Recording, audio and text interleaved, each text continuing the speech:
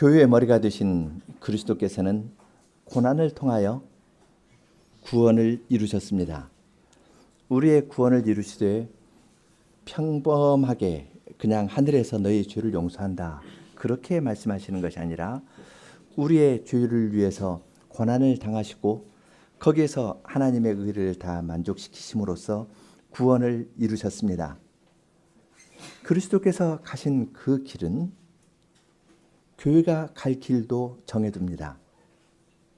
교회도 이 땅에서 그리스도의 복음을 전하면서 살아갈 때 평탄하게 가는 것이 아니라 그리스도께서 고난을 통해 영광에 이른 것처럼 교회도 고난을 통해서 고난의 복음을 전하고 고난을 통해서 얻은 부활의 생명을 누리면서 부활의 복음을 전합니다. 이것은 우리가 지금 읽어가고 있는 사도행전에서도 아주 분명하게 확인할 수 있는 내용입니다. 교회에서 사도들이 복음을 전하면 그로 말미암아 교회들이 번성했습니다. 수가 더 늘어나기도 하고 또 심지어 제사장의 무리 가운데 어떤 사람이 가입하기도 했습니다. 그럴 때 교회는 반드시 어려운 문제들이 생겼습니다. 일부에서 공격하는 일도 있고 안에서부터 문제가 생기기도 하였습니다. 밖에서 공격하는 대표적인 것은 공회원들이 핍박하는 겁니다. 예수 그리스도의 복음을 전하지 말라 이야기를 하기도 하고 때로는 채찍질하기도 했습니다. 그렇게 밖에서부터 오는 공격이 있었을 뿐만 아니라 안에서부터의 문제도 있습니다. 유무상통하면서 자기 것을 조금이라도 자기 것이라 주장하지 않고 다 사도의 발 앞에 내놓고 살았을 때 두 번 문제가 생기지 않았습니까?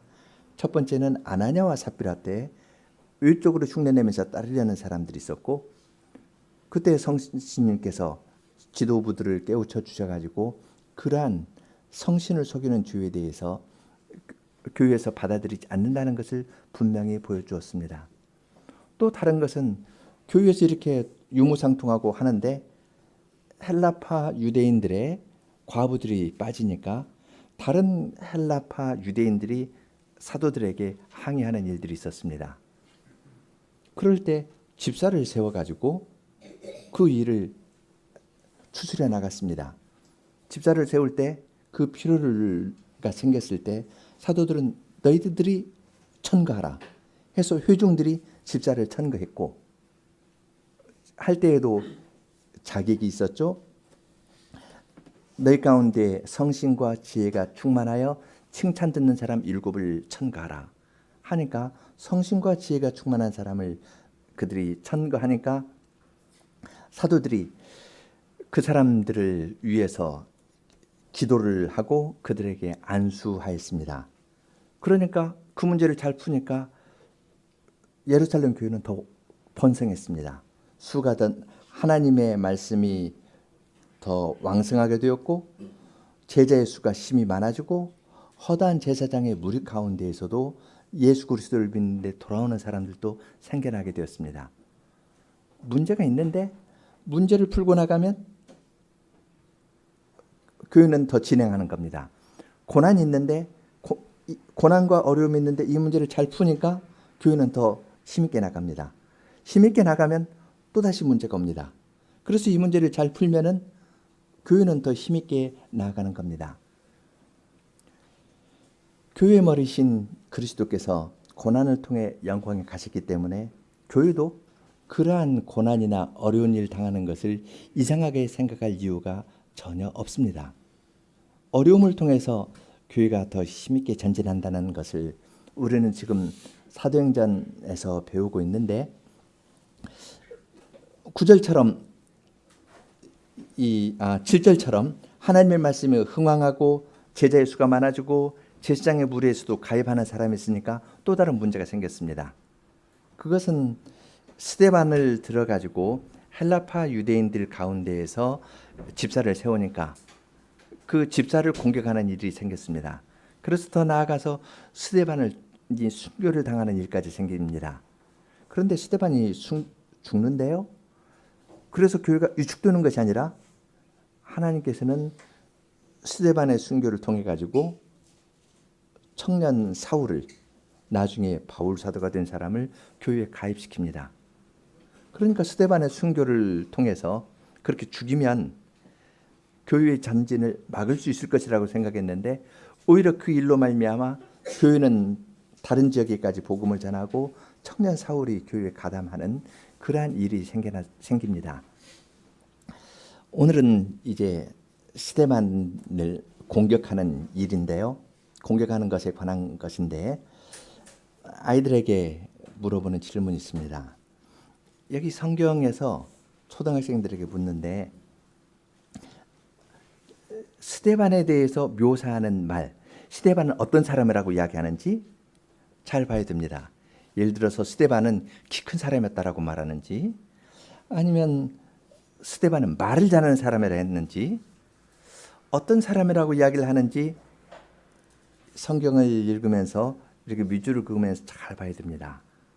스데반을 어떤 사람으로 묘사했나 하는 것이 초등학생들에게 묻는 질문이고요. 그 다음에 중학생하고 고등학생은 반대편입니다. 오늘 이야기의 한 축은 스데반이고요. 다른 한 축은 스데반을 반대하는 사람들입니다. 스데반을 반대하는 사람들이니까 주로 스데반이 헬라계 유대인으로 그쪽 과부들을 돌보는 일들을 많이 했는데요. 유대인 과부뿐만 아니라 그쪽 과부들을 돌보는 일을 했는데 스데반을 고소한 사람들의 특징을 이야기를 하는 겁니다. 스데반을 반대하는 사람들의 특징이 무엇인가? 조금 말하면 그들이 사용한 전략은 무엇인가? 특별히 두 가지인데요. 요약하면 두 가지입니다. 두 가지 전략을 쓰는데 스데반을 반대하는 사람이 쓰는 두 가지 전략이 무엇인가 하는 것을 중고등학생들에게는 제가 조금 이따 물어볼 겁니다. 전심 시간에 물어볼 겁니다. 자, 이런 두 진영을 생각하면서 9절부터 보겠습니다.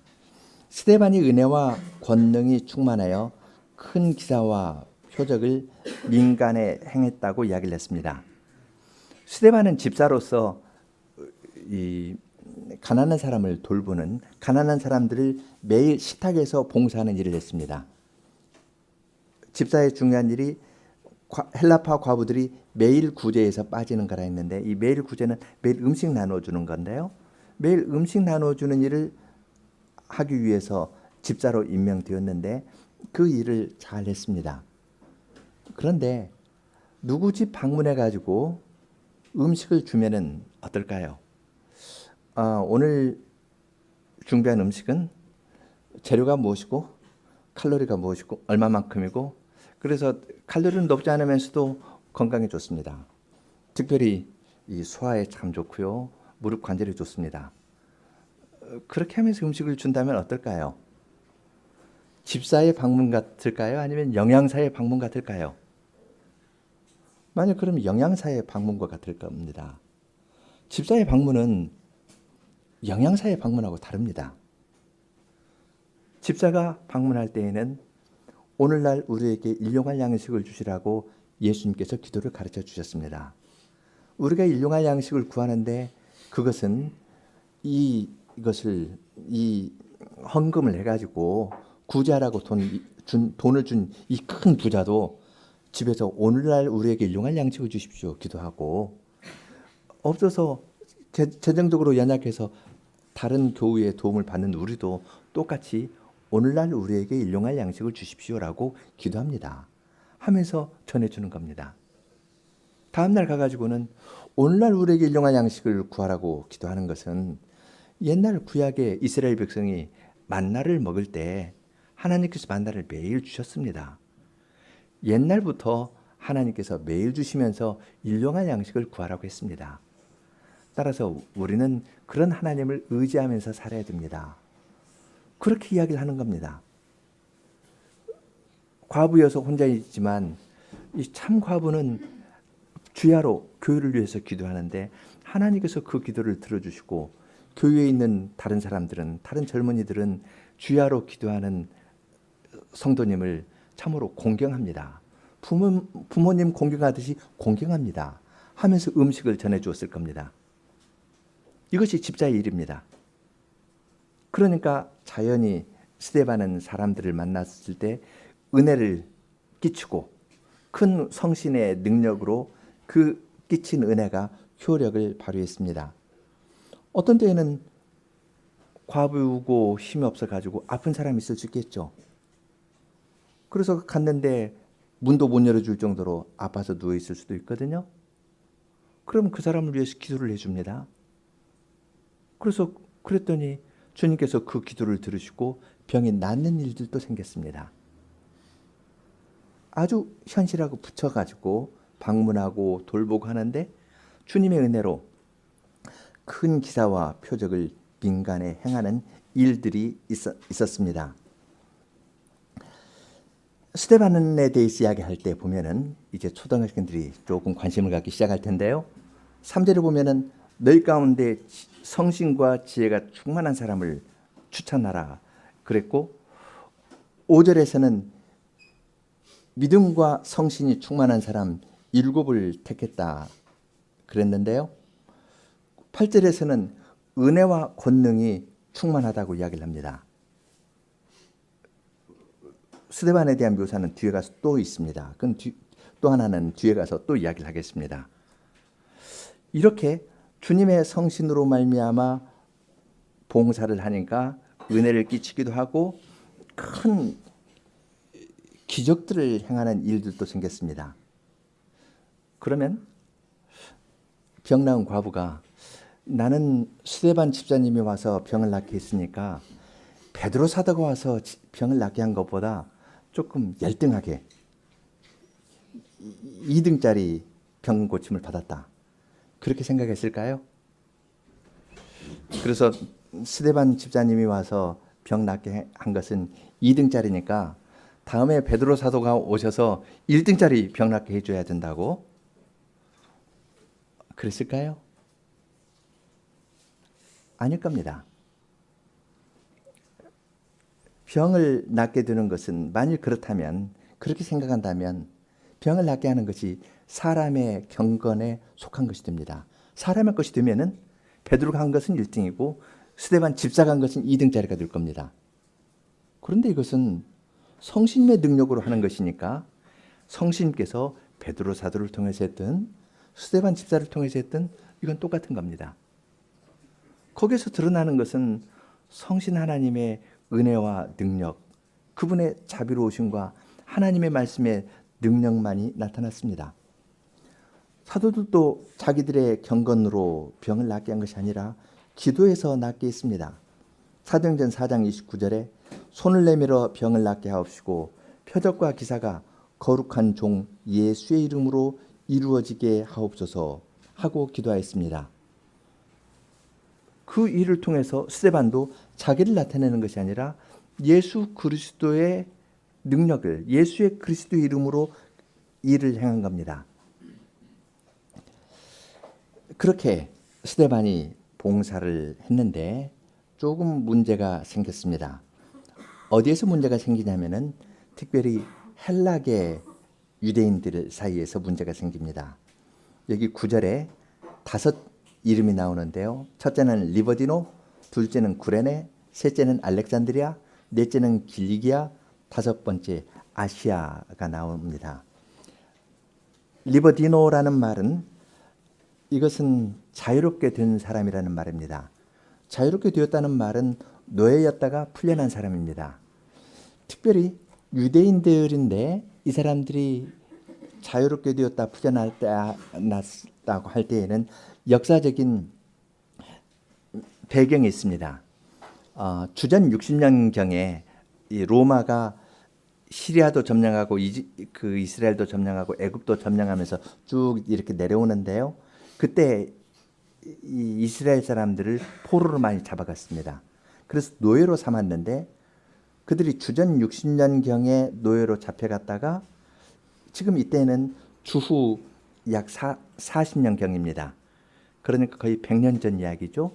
100년 전에 잡혀갔었는데 거기서 잡혀가서 노예로 살다가 부지런히 일하고 또 다른 정치적인 변화나 이런 것 때문에 해방이 되었습니다. 그래서 해방이 되어 가지고 로마의 다른 지역에 살았었습니다. 여기 구레네인 하는데, 구레네는 우리에게는 예수님의 십자가를 진 구레네 사람 시몬으로 잘 알려져 있죠. 구레네는 그 리비아, 지금 북아프리카 북쪽입니다. 이탈리아 반도에서 내려오면 그 밑에 있는 구레네 쪽이고요. 오른쪽으로 가면 이집트가 있는데, 이집트의 중요한 수도가 알렉산드리아입니다. 아볼로라는 사람이 알렉산드리아 사람이었죠. 알렉산드리아에 이스라엘 사람들이, 유대인들이 굉장히 많이 있었는데 그쪽 지역에도 살았습니다. 이 당시가 전부 로마, 지중해가 전부 로마 영토니까 자유롭게 된 유대인들인데, 그들이 로마에서 왔을 수도 있고요, 아니면 구레네에서 왔을 수도 있고 알렉산드리아에서 왔을 수도 있습니다. 뿐만 아니라 길리기아에서 오기도 하고 아시아에도 왔습니다. 길리기아 하면은 여러분 뒤에 두 글자를 덧붙이고 싶죠? 길리기아 하면은, 길리기아는 그 도 이름이니까요. 길리기아 도에 어떤 도시가 있죠. 길리기아 다소고라는 데입니다. 다소에서 나온 유명한 사람이 있습니다. 사울이죠. 바울 사도가 길리기아 다소 사람이었는데 가말리엘 문화에서 공부를 했습니다. 예루살렘에 와가지고 공부했습니다. 그러니까 거기에도 유대인들이 상당히 있었을 겁니다. 그쪽에서 길리기아에서 온 사람들, 그리고 아시아에서 온 사람들 했는데, 아시아에서 온 사람들 하면은 지금 터키 지역인데, 앞으로 우리가 1차 전도여행을 공부할 텐데요, 그쪽에 가면은 각 곳에 유대인들이 있었는데 유대인들이 복음에 대해서 반대했었습니다. 이 사람들이 예루살렘에 회당을 하나 두고 있었습니다. 지금 여기에 있는 리버디노, 구레네, 알렉산드리아, 길리기아, 아시아 했는데, 이것이 한 회당일지 아니면 두 회당일지 네 회당일지 이것은 정확하게 잘 모릅니다. 예루살렘의 회당들이, 유대인 회당들이 어떤 책에 보면 뭐 480개라고도 이야기를 하는데요. 예수님 당시 이 당시에 그렇게 회당들이 많았다고 합니다. 그런데 그것은 그 학자마다 다 다르니까 하여튼 회당들이 많이 있었는데, 그 회당에 속한 사람들이 스데반에게 와서 일어나서 스데반으로 더불어 변론했습니다. 주목해서 볼 점은 스데반이 그 사람들을 찾아가서 먼저 논쟁 걸지 않았습니다. 스데반은 헬라계 유대인들에게 식탁 봉사하는 일을 근실히 했고, 식탁 봉사를 하면서 영적인 양식도 함께 공급하고 그들에게 주님의 은혜와 능력을 구하면서 그들을 위해서 기도해서 병 낫게 하는 일들도 했습니다. 그러니까 자연히 헬라계 유대인과 관련된 다른 사람들, 이 사람들이 스데반의 사역에서 뭔가 위협을 느낀 겁니다. 그래서 그들이 일어나 가지고 스데반에게 나와서 스데반과 더불어 변론을 하였습니다. 그렇게 이야기를 하는데, 이제 스데반에 대한 네 번째 특징이 나오는데요. 10절에 스데반이 지혜와 성신으로 말함을 저희가 능히 감당하지 못한다 했습니다. 3절에서 너희 가운데 성신과 지혜가 충만한 사람이라 했는데요, 지금 여기에서는 똑같은 말인데 말을 바꿨습니다. 지혜와 성신, 앞에서는 성신과 지혜 했는데 여기서는 지혜와 성신이 충만한 사람이 충만한 사람으로서 말하니까 그들이 감당치 못한다고 이야기를 했습니다. 그리고 그 사람들은 말하기를 모세와 및 하나님을 모독하는 말을 하는 걸 들었다, 이렇게 말하기도 하고, 또 이 사람이 이 거룩한 곳과 율법을 거스려 말하기를 마지 않는다, 그렇게 말하였습니다. 스데반과 헬라계 유대인 사이의 논쟁의 내용을 자세히 적진 않았지만 우리는 앞의 내용으로 미루어서 무슨 내용인지 쉽게 알 수 있습니다.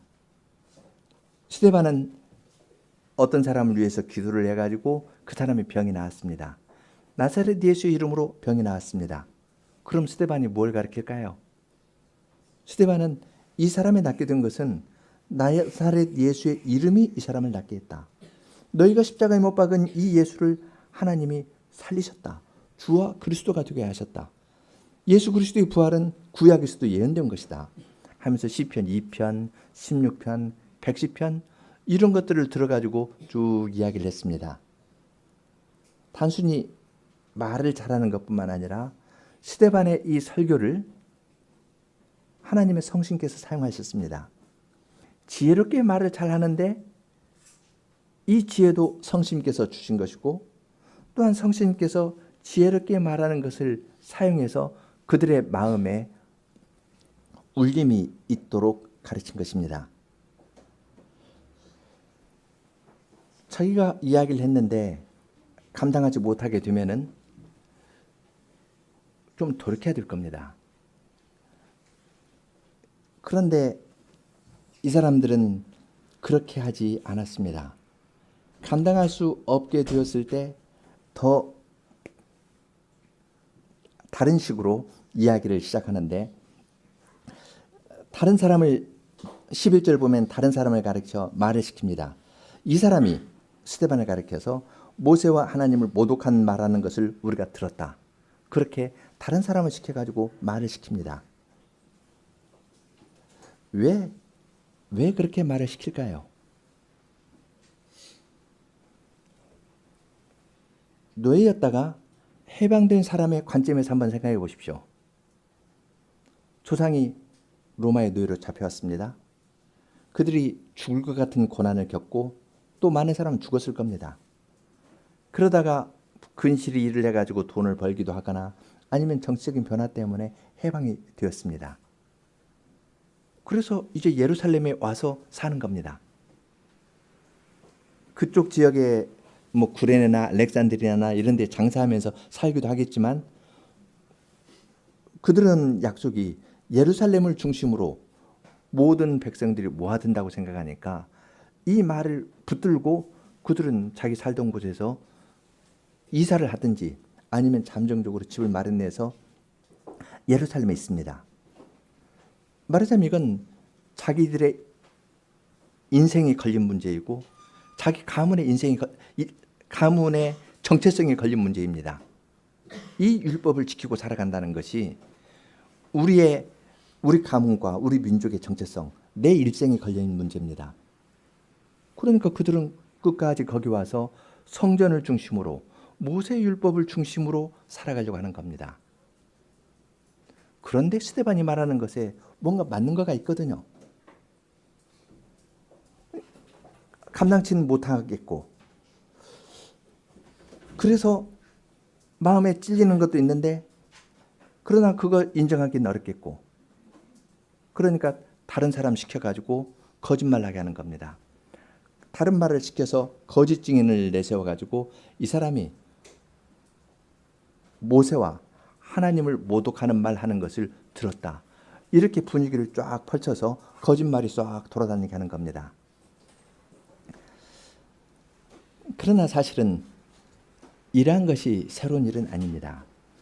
누가복음 21장 15절에서 예수님께서 이렇게 말씀하신 적이 있습니다.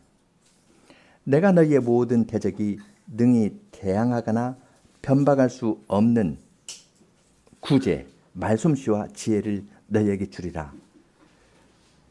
또 누가복음 12장 12절에서도 성신이 사람들 앞에 끌려가지만 성신이 그때 너희에게 할 말을 가르치리라. 그렇게 했고 그렇게 할 때 너희 모든 대적이 너희를 변박할 수 없는 말솜씨와 지혜를 너희에게 주겠다 했는데 여기 변박할 수 없다는 말이 성신으로 말함을 능히 감당치 못한다는 말하고 똑같은 단어입니다.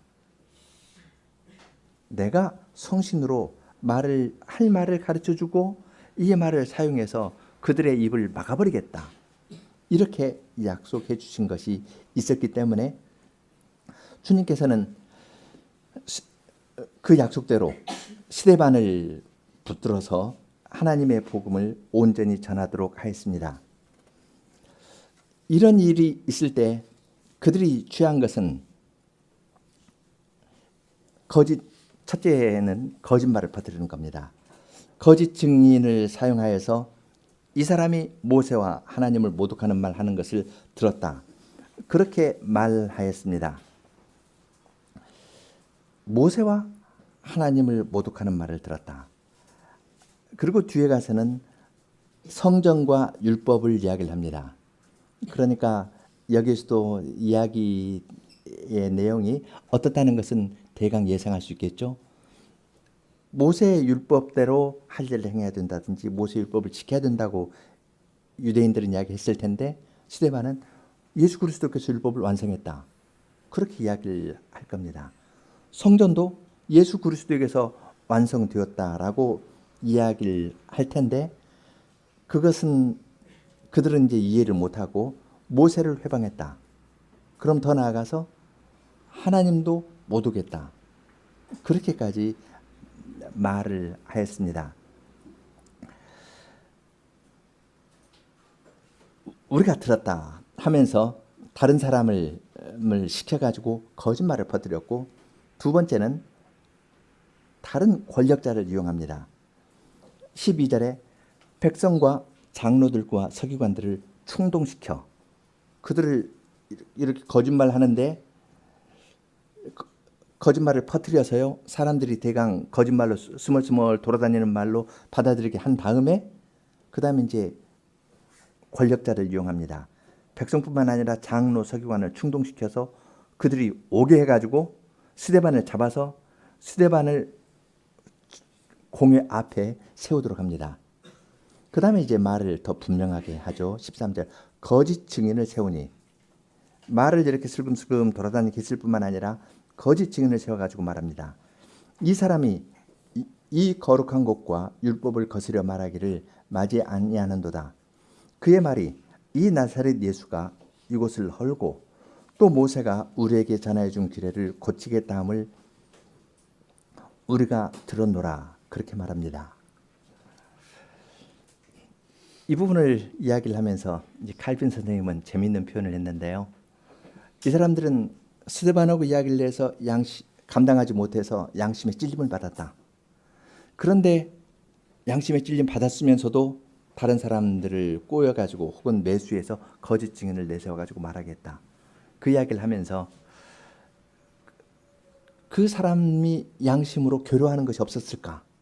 있었을 것이다. 그렇게 이야기를 하고 자신의 시대에 비춰가지고 이야기합니다. 내가 가르치는 것, 성찬에 대해서 가르치는 것 하나님의 말씀에 따라 명료한데 로마 교회의 사람들은 영 다른 식으로 다른 쪽으로 말을 돌리기도 하고 거짓 증인을 내서 가지고 간다 하면서 그들이 고통당하는 양심에 대해서도 언급하면서 지나갑니다.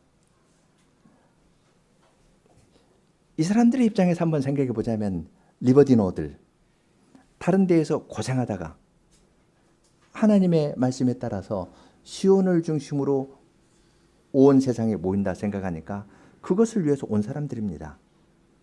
그들을 볼 때 조금 공회원들 좀 마음에 안 드는 거 있을 수도 있었겠죠. 그런데 온 사람은 더 순결하고 더 순수하고 더 과격한 주장을 할 수 있습니다. 그래서 이제 일어나 가지고 스데반을 누르려고 했는데 안 됐거든요. 그러니까 공회원들을 충동시켜 가지고 와서 잡아가도록 하면서 이야기를 합니다. 거짓 증인을 내세워 가지고 말을 하는데, 거짓 증인이라 이렇게 말할 때에는 이들이 실제 그런 말을 제대로 듣거나 또 그 의미를 알았다는 말이 아닐 겁니다. 그들이 하는 말은 이 거룩한 곳과 율법을 거스려 말하기를 맞지 않는다. 나사렛 예수가 이곳을 헐고 모세가 우리에게 전하여 준 규례를 고치겠다 함을 우리가 들었다 했습니다. 그런데 예수님께서 이런 말로 고소를 당한 적이 있습니다. 똑같은 공회에서 마가복음에 보면은 우리가 그의 말을 들으니 손으로 지은 이 성전을 내가 헐고 손으로 짓지 아니한 다른 성전을 사흘에 지으리라 하더이다 하되 오히려 그 증거가 서로 합하지 않더라. 마가복음 14장 58절 59절 보면은 손으로 지은 이 성전을 내가 헐고 손으로 짓지 아니한 다른 성전을 내가 사흘 동안에 지을 것이다. 그런데 그 증거가 서로 합하지 않다 했습니다. 말은 비슷하게 하는데요. 증언으로 채택할 만큼 정확하게 말하지 못하였습니다. 사실 이 성전에 대해서 기록한 요한복음 2장 19절을 보면 예수께서 대답하여 가라사대 때 너희가 이 성전을 헐라 내가 사흘 동안에 일으키리라. 이것은 성전된 자기 육체를 가리켜 말한 것이라 그랬죠. 예수님께서 성전한다고 말씀 안 하셨습니다. 너희가 성전된 내 몸을 헐면은 내가 사흘 후에 다시 일으킬 것이다. 이는 성전된 자기 육체에 대해서 말씀하신 것이라 그랬지 예수님께서 가서 성전 헐지 않으셨습니다. 그들이 성전된 예수님을 헐었던 겁니다. 그러니까 요한복음 2장에 기록된 내용을 이 거짓 증인들은 희미하게 이야기를 하지 정확하게 딱 집어서 이야기를 못했습니다. 그러면서 이러한 식으로 거짓 증인으로서 성전을 헐고 다시 짓겠다 하고 모세가 우리에게 전하여 준 규례도 고치겠다 그렇게 말했습니다. 예수님께서 규례를 율법을 고치겠다고 이야기하신 적 없죠. 천지는 없어져도 율법의 1.1획도 없어지지 아니한다. 내가 온 것은 율법을 폐하려 함이 아니라 율법을 성취하러 왔다. 예수님께서 그렇게 말씀하셨지 규례를 폐하겠다고 이야기하신 적은 없습니다. 오히려 구약의 모든 규례들, 제사에 관한 모든 규례들도 예수님 자신 안에서 다 성취되었다고 가르칠 뿐입니다. 그러나 이들은 하나님의 말씀을 가지고 있는데 껍데기는 가지고 있고 내용은 놓치고 있습니다.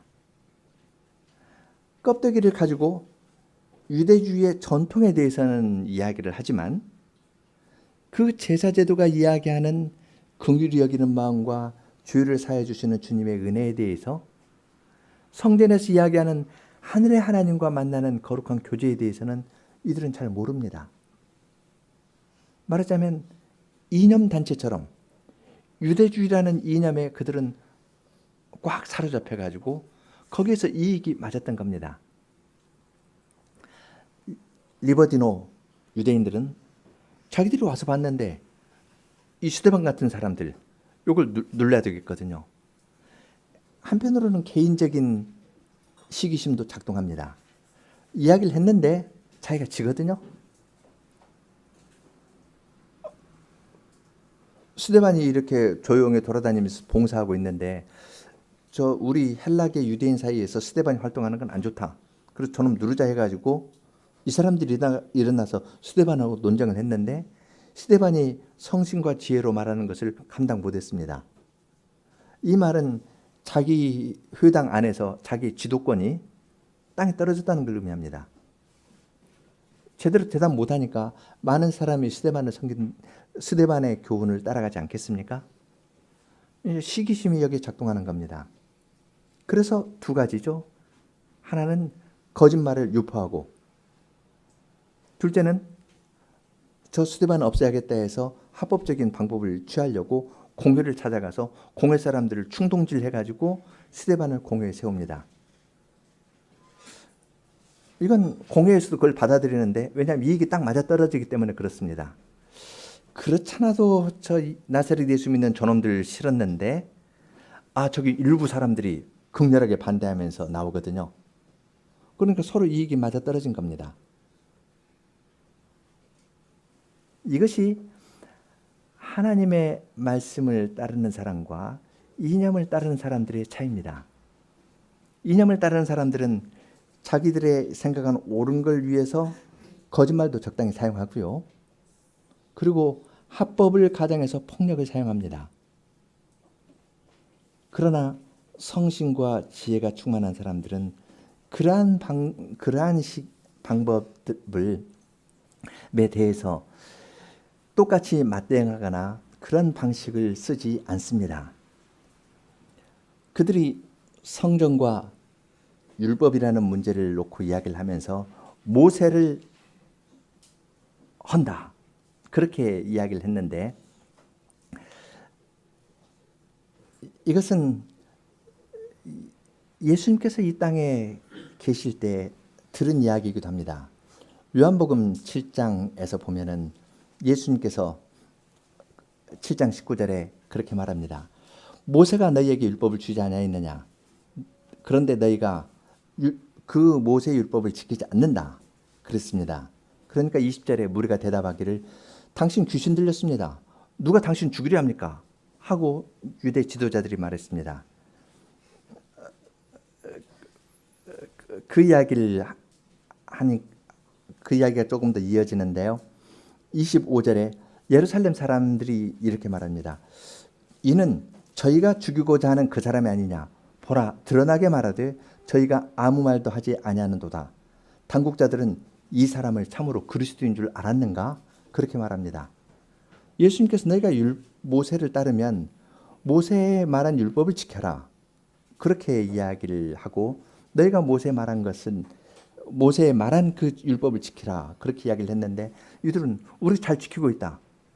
그렇게 말하고 그런데 너희 왜 나 죽이려고 하느냐? 모세가 살인하지 말라 했는데 왜 나 죽이려고 하느냐? 그랬더니 너 귀신 들렸지?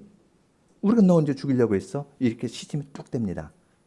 그런데 다른 사람들이 저 예수 잡아가지 않는 걸 보니까 당국자들도 저 예수 인정하는 모양이네? 이렇게 생각했습니다. 모세의 후계라고 이야기하는 사람들이 모세의 전통을 가지고 예수님하고 논쟁한 겁니다. 정말 그들이 모세의 제자였다면 우리는 모세의 제자라 그랬거든요. 모세의 제자였다면 모세의 율법을 지켜야 되는데 안 지키고 죽이려고 했고 들키니까 너 귀신 들렸지? 이런 식으로 말했습니다. 그 다음 요한복음 8장에 보면은 예수님께서 너희가 진리를 알지니 진리가 너희를 자유케 하리라. 그렇게 말씀하시니까 우리가 자유하게 된다? 이렇게 말하니까 8장 39절에 우리 아버지는 아브라함이라 우리는 한 번도 다른 사람의 종이 된 적이 없다. 그렇게 말합니다. 그러니까 예수님께서 너희가 아브라함의 자손이면 아브라함의 행사를 할 것이오늘 지금 하나님께 들은 진리를 너희에게 말한 사람이 나를 죽이려 하는도다. 아브라함은 이렇게 하지 아니하였다. 너희는 너희 아비의 행사를 하는도다 하면서 너희 아버지는 사탄이다. 예수님께서 이렇게 말씀하신 적이 있습니다. 전통을 이야기하는 사람은 자기들의 전통은 모세고 더 올라가서 아브라함이라고 이야기를 하는데 그러나 실제로 아브라함의 믿음을 갖고 있는 것도 아니고 모세의 계명을 지키는 것도 아니었습니다. 예수님께 대해서 그렇게 했던 이 사람들은 스데반에 대해서도 역시 마찬가지입니다. 모세를 헌다. 모세의 율법을 어기겠다. 그리고 나사렛 예수가 이 성전을 헌다. 이런 식으로 말을 거짓 증인을 내세워서 이야기를 했습니다. 이러한데 그런 거짓 증언이 다 끝나고 사람들이 이제 증언이 끝나니까 스데반을 보았습니다. 15절에 공회 중에 앉은 사람들이 다 스데반을 주목하여 보니 그 얼굴이 천사의 얼굴과 같았더라. 그 정도 말을 들었으면 얼굴이 막 변하든지 인상이 막 바뀌어야 될 텐데 그렇게 거짓 증언을 내세워 가지고 거짓말로 하고 말을 살짝 왜곡해 가지고 이야기를 하는데 스데반은 그냥 고요하고 평온한 정도가 아니라 천사의 얼굴처럼 빛났습니다. 사람들이 주목하는데 그 천사의 얼굴처럼 빛난 걸 보고 놀랐습니다. 6장 말의 마지막에서 스데반의 얼굴이 빛났던 것은 7장 마지막하고 비교하면 조금 더 잘 알 수가 있습니다. 7장 마지막 55절 스데반이 성신이 충만하여 하늘을 우러러 주목하여 하나님의 영광과 및 예수께서 하나님 우편에 서신 것을 보고 말하되 보라 하늘이 열리고 인자가 하나님 우편에 서신 것을 보노라. 그렇게 이야기를 했습니다.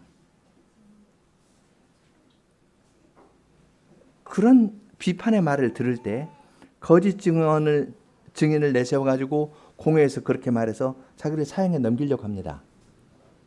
그런데 스데반은 그러한 일 당하면서도 거기에 요동하는 것이 아니라 마음 가운데는 성신으로 하늘의 하나님을 보고 있었던 것 같습니다. 그러니까 그의 얼굴이 천사처럼 환하게 빛납니다. 만일 참된 유대인이 있었다면 스데반의 얼굴을 보면서 생각나는 인물이 있었을 겁니다.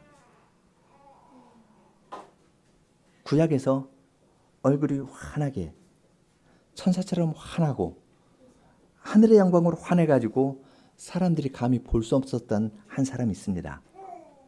그 영광이 너무 신성하고 거룩하고 고귀했기 때문에 모세는 백성 앞에 나타날 때 수건을 들고 나타났어야 됐었습니다. 모세입니다. 지금 이 사람들은 스데반이 모세의 교훈을 헌다고 이야기를 했는데 사실은 모세와 하나님을 모독하는 일을 하고 율법을 거스려 말한다 했는데 지금 이렇게 고소당하고 있는 스데반이 모세하고 비슷한 인물로 묘사되고 있습니다. 모세의 뜻을 가장 잘 알고 구현하고 살아가는 사람으로 묘사하고 있는 겁니다. 그렇지만 마음이 한번 돌아선 사람에게는 그들이 주목하면서 천천히 봤습니다. 저 사람 얼굴이 왜 저러지? 주목해서 주위에서 봤습니다. 신성한 것이 있는 걸 본 겁니다. 그래도 강팍에 든 사람은 그런 것을 볼 힘이 없습니다. 이제 스데반은 7장에서부터 성신을 의지해서 두 가지 주제로 이야기를 합니다. 율법과 성전, 이 두 가지로 고소를 당했기 때문에 이스라엘 역사를 쭉 훑어가면서 7장에서는 모세의 율법과 성전이 이스라엘 역사에서 어떻게 사용되었는가, 그것을 어떤 때는 직접적으로 어떤 때는 간접적으로 이야기를 하는데 그것은 다음 시간에 보겠습니다. 우리는 6장 뒷부분에서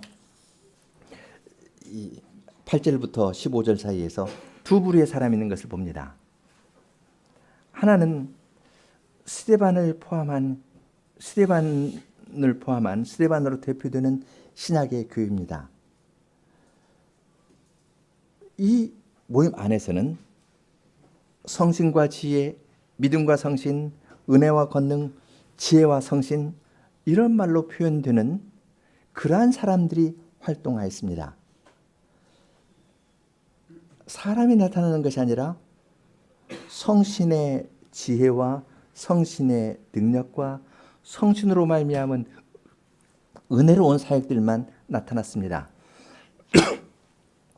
스데반은 식탁에서 봉사하는 일로 부름을 받은 사람이었는데 그 일을 성신을 의지해서 잘 감당했고 그 일을 감당하면서 그는 사람들을 접촉해서 성신으로 위로도 했고 은혜를 끼쳤고 그들을 위해서 기도하면서 기적이 나타나고 표적도 나타났습니다. 성신으로 말미암은 능력이 나타난 겁니다.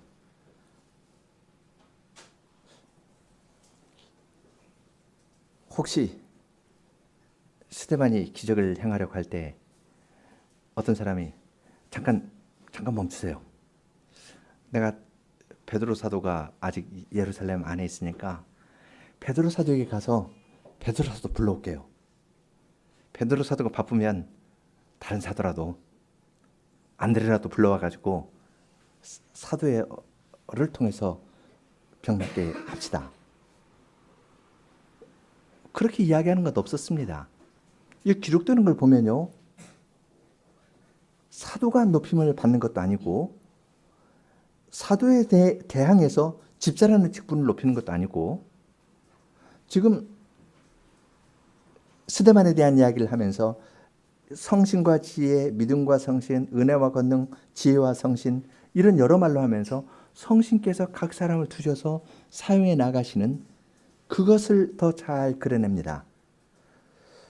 모두 스데반뿐만 아니라 모든 신약의 교인들이 하나님의 성신의 능력이 나타나고 능력이 나타났을 때 그 일에 한 마음과 한 뜻이 되어 가지고 전진하는 것을 볼 수 있습니다. 봉사하는 사람이 나타나는 것도 아니고 사도가 나타난 것도 아니고 집사가 나타난 것도 아니고 스데반이 나타난 것도 아닙니다. 만일 스데반 보고 멈추고 베드로 사도가 와서 해야 된다고 하면은 기적을 행하는 것이 그 사람의 개인의 경건과 능력이 있는 것처럼 이해하는 것이 될 겁니다. 개인이 아니라 성신 하나님께서 이 일을 쭉 이루어 나가신다는 것을 볼 수 있습니다. 성신 하나님께서 스데반에게 은혜를 주셔서 집사의 직무를 잘 감당케 하다가 새로운 환경에서 조금 더 일을 해나갔을 뿐입니다. 스데반이 사도들 가르치는 것 좀 괜찮은 것 같아, 내가 사도하겠다고 그렇게 나선 적도 없습니다. 스데반이 변론하게 된 것은 헬라파 유대인 사이에서 일하다가 문제가 생겨서 변론했다가 끌려가가지고 이야기한 겁니다. 그렇지 어떤 직분 사이의 대립이나 또 우월감 같은 거, 그런 거 생각하는 것이 전혀 없는 걸 볼 수 있습니다. 성신 하나님께서 다스려 나가시는 아름답고 아주 활기찬 사회입니다. 모든 사람이 자유롭게, 신령하고 자연스럽고 자유스럽게 활동할 수 있습니다.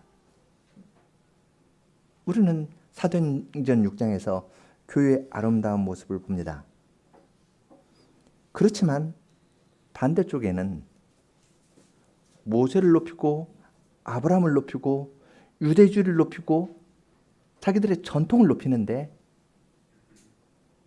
이 안에는 생명이 없습니다.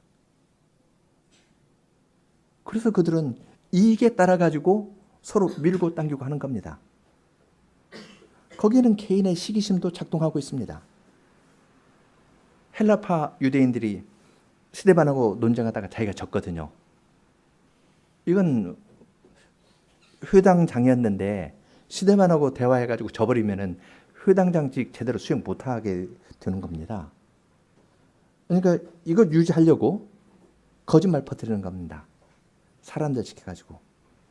그 다음에 공회까지 자극해가지고 스데반 소환하게 하는 겁니다.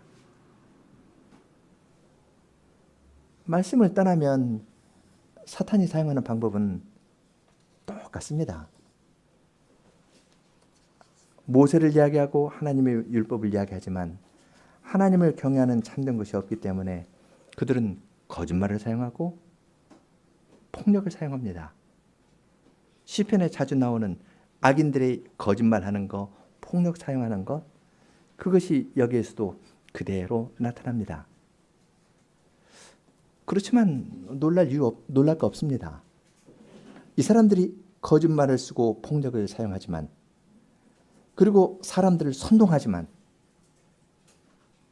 성전이 있는데 성전을 헐라고 했다. 이건 거짓말이죠. 그러나 사람들에겐 설득하기 참 좋습니다. 저 성전을 예수가 헐라고 했다. 이러면 유대인들의 감정을 불러일으키는 데에는 아주 좋은 겁니다. 우리의 전통을 헐라고 했다. 이런 식으로 하면은 사람들은, 생각하는 사람도 그래? 헐라고 한 저 사람 나쁜 사람이야? 이런 식으로 쉽게 생각할 수 있습니다. 사탄은 교회를 공격할 때 어떤 말을 하면은 사람들을 잘 선동할 수 있을지 잘 알고 있습니다. 그래서 딱 그 말을 그만큼 사용하는 겁니다. 그렇지만 놀랄 이유가 없는 것은 사탄이 교회를 공격해서 이룬 것이 무엇입니까? 하나라도 이룬 거 있습니까? 자기들이 원하는 건 이루지 못하고요. 자기들이 원하지 않은 건 이룹니다. 자기들이 원하는 교회를 누르는 것은 이루지 못하고 자기들이 원하지 않는 것, 교회에서 복음을 전하는 것은 이루어집니다. 물론 이 가운데에서 교회는 고통을 당하기도 하고 스데반처럼 순교를 당하는 일도 있습니다. 하나님께서 왜 스데반을 데려가셨는지 모릅니다. 그렇지만 스데반 대신에 주님께서는 바울 사도를 교회에 주시지 않았습니까? 스데반의 복음 증언을 통해서 바울 사도 같은 사람을 교회에 들어오게 하신 겁니다. 따라서 스데반이 순교되었다 해서 교회가 잃은 것이 있냐 하면은 잃은 건 하나도 없습니다. 이것이 교회의 주님께서 교회를 인도하시는 방식입니다. 교회의 머리신 그리스도께서는 고난을 통해 영광에 들어가셨습니다. 따라서 우리 신약의 모든 교회도 고난을 통해서 영광에 들어가는 겁니다. 어떠한 이유로 거짓 증언을 당하거나 나에 대한 거짓말이 돌아다니고 혹은 어떤 핍박이 있을 때 이건 두려워하거나 놀랄 이유가 안 됩니다. 오히려 그리스도의 이름으로 고난받는 데 합당히 여김을 받은 것을 기뻐하는 그러한 사도의 모범을 따르면 됩니다. 스데반은 이러한 조롱을 당했을 때 얼굴이 천사처럼 환하게 빛났습니다. 그들이 한 말에 대해서 꼬치꼬치 따지면서 변명하지 않았습니다. 내가 언제 예수님이 성전 헐면은 다시 짓는다 했냐? 전에 공회에서 너희들이 그렇게 이야기를 해서 증인들의 말이 일관되지 않았는데 지금 여기서도 또 그런 식으로 하냐? 하면서 뮤주알 고주알 따지듯이 그런 것에 대해서 변명하거나 논의하지 않았습니다. 오히려 그런 사람들을 긍휼히 여기는 겁니다. 오히려 그런 사람들을 긍휼히 여기고 나도 본질상 똑같이 그러한 그룹에 속했는데 눈에 보이는 것에 따라서 편나눠가지고 어떤 말 하면 이렇게 흔들리는 그러한 데 속했던 사람인데 주님께서 나를 거기서 건져주셨구나. 동일한 능력으로 성신의 능력과 지혜로 다른 사람을 거기서 구원해내는데 쓰임을 받기를 바라는 마음으로 살아가면 되는 겁니다. 스데반은 자기에 대해서 자기 면전에서 오는 공격에 대해서 그들에게 대항 안 했습니다. 그는 하늘에 계신 주님을 바라봤고 그러니까 그의 얼굴은 천사의 얼굴처럼 환하게 빛났습니다.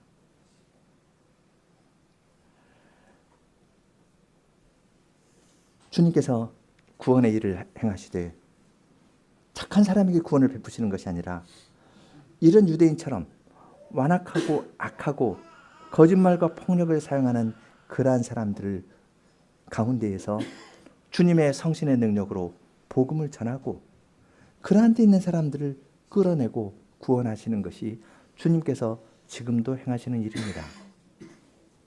그 과정에서 교회는 어려움을 겪기도 하지만 그 어려움은 정당하게 자신을 잘 살피고 나가면 주님의 영광에 참여하는 일이 됩니다. 함께 119편 25, 26, 27절 부르겠습니다.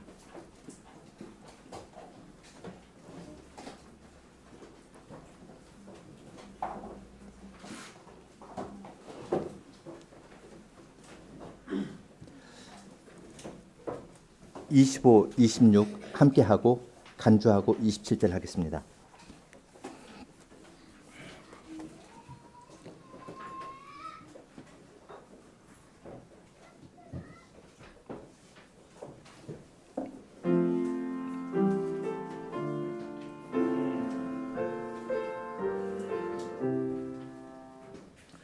여호와 주님 말씀한 대로 주님의 종을 선대했습니다. 주님의 계명 굳게 믿으니 바른 분별력 깨달음 주소서. 고난 전에는 그를 가스나 이제는 주의 말씀 지킵니다. 선하신 주님 선을 행하니 저에게 윤례 가르쳐 주소서. 자들 거짓 꿈이고 비방과 조롱 내게 향하지만 제 마음 모두 주께 드려서 주님의 규례 지키겠습니다.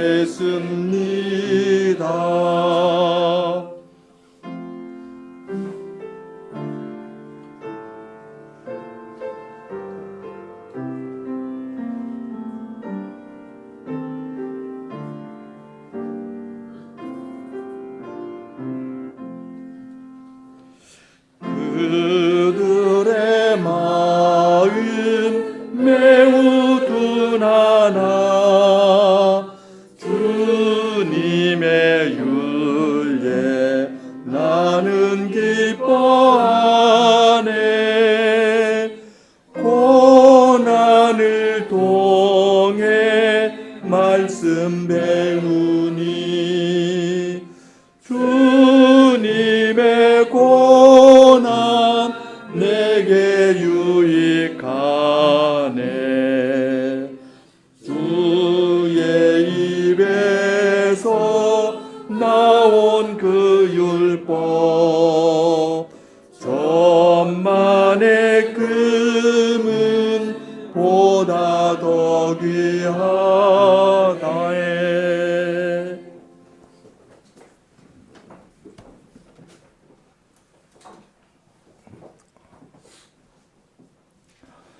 걸어가신 주님, 땅에 있는 저희들에게 또한 자기를 보호하려고 미리 손을 쓰기도 하고 자기를 보호하려고 어떤 일을 당하면 변명하는데 빠른 저희들에게, 본성적으로 그렇게 행하는 저희들에게 오늘 또 하늘의 말씀을 들려주셔서 감사합니다.